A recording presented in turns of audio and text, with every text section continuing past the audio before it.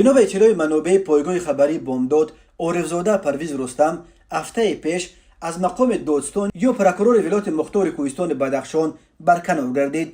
به جای او الکی نظرزاده عوضجان نرزولاجان تعیین شده است. نظرزاده سالهای آخر در مقام دادستانی شهر خوجند و از آن پیش همچون دادستان شهر پنجکند کار میکرد و همچون یک پروکرور حلالکار نام برآورده است. یک منبع در مقامات حفظ حقوق تاجیکستان در دوشنبه در صحبت با بامداد خبر برکناری پرویز عارفزاده و تعیین عوضجان نظرزاده را تصدیق کرد، ولی گفت آوازه ها درباره گویا به جنایت های کرپسیونی متهم شدن عارفزاده را هنوز شرح دادن نمیتواند. گپ زیاد است ولی است پرونده یا نه هنوز دقیق گفتن نمیتوانم، گفت صحبت بامداد. یک منبع نزدیک به ماموریت ولایت مختار کوهستان بدخشان نیز در خاروغ چرخ زدن چنین آوازه ها را تصدیق کرد، ولی او هم در مورد تا کجا واقعیت داشتن این سر و صداها اظهار بیخبری کرد. نام پرویز عارفزاده که 47 سال دارد و سال 1998 رشته حقوق شناسی دانشگاه ملی تاجیکستان را ختم کرد. سال 2017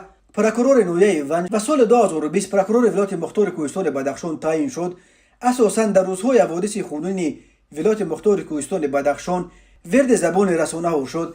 بر اساس وعده مقامات و اعتراضگران خاروغ در ماه نوامبر سال 2021 تفتیش پرونده مرگ گلبدین زیوبیکوف و دو ساکن دیگر ولایت مختار کوهستان بدخشان را باید مز دادستانی ولایت اداره تحت رهبری پرویز عارفزاده تحت نظارت نمایندگان جامعه شهروندی از کمیس 44 که اعتراضگران انتخاب کرده بودند انجام میداد.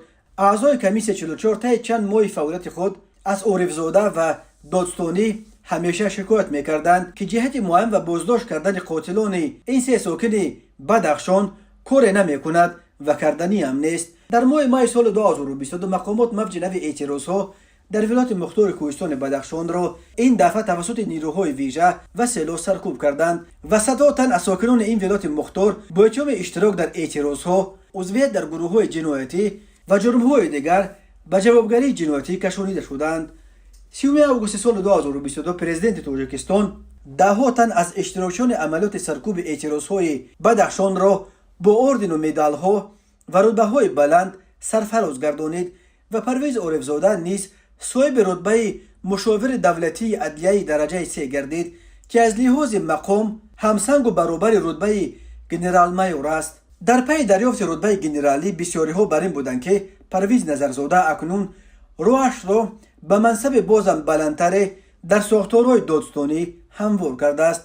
در این لابلا خبر برکناری پرویز عارفزاده آوازه های مختلفی را به وجود آورده است، در حالی که مقامات تا کنون برکناری دادستان ولایت مختار کوهستان بدخشان را رسما شرح ندادند.